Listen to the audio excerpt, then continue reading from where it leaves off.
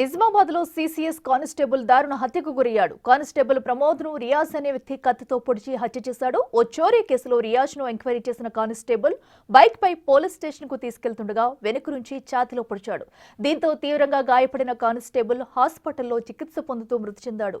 ఘటనపై కేసు నమోదు చేసుకున్న పోలీసులు దర్యాప్తు చేస్తున్నారు.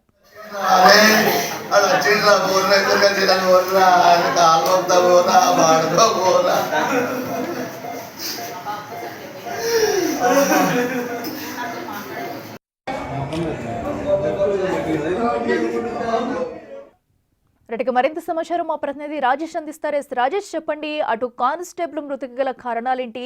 అసలు రియాజ్ అనే వ్యక్తి అసలు హత్య జరిగే సమయంలో కూడా పక్కా ప్లాన్ ప్రకారం ఇదంతా చేశారా? కుటుంబ సభ్యులు ఏం చెప్తున్నారు?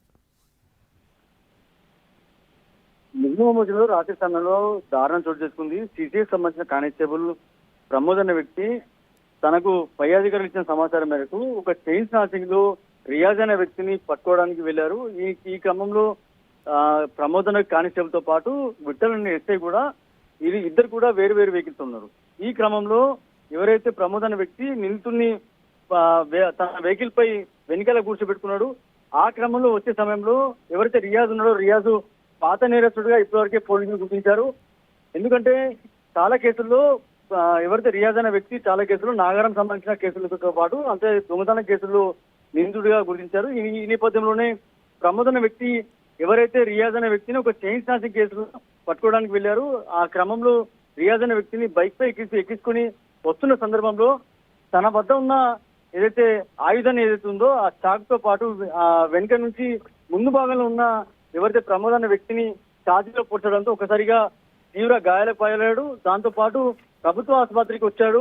అంతలోపునే ప్రమోద్ అనే కానిస్టేబుల్ చనిపోయాడు. ఒక్కసారిగా నిజామాబాద్ జిల్లాలో కలకలం రేపింది ఈ ఘటన. సిపి సాయి చైతన్యతో పాటు మొత్తం పోలీస్ శాఖ అంతా కూడా ప్రభుత్వ ఆసుపత్రికి చేరుకున్నారు. ఈ ఘటనపై విచారణ చేస్తున్నారు.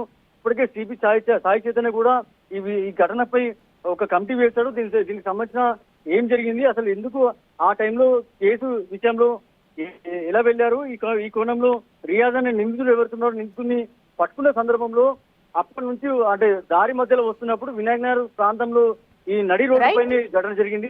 ఈ క్రమంలో పోలీసులు అయితే సీరియస్ గా తీసుకున్నారు. పోలీస్ శాఖలో జరిగిన ఈ ఘటన ఏదైతే అంత విచారకరం జరిగింది. మొత్తం కుటుంబ సభ్యులతో కూడా తీవ్రంగా రోధిస్తున్నారు. ఈ క్రమంలో సిపి సాయి చైతన్య సీరియస్ తీసుకున్నారు. ఎవరైతే నిందితుడు ప్రస్తుతం పోలీసులు అదుపులో ఉంటో తెలుస్తుంది. రేపు మార్నింగ్ దీనికి సంబంధించి పూర్తి విచారణ జరిగిన తర్వాత వివరాలు చెప్పే అవకాశం ఉన్నట్టుగా తెలుస్తుంది. Right Rajesh, thank you.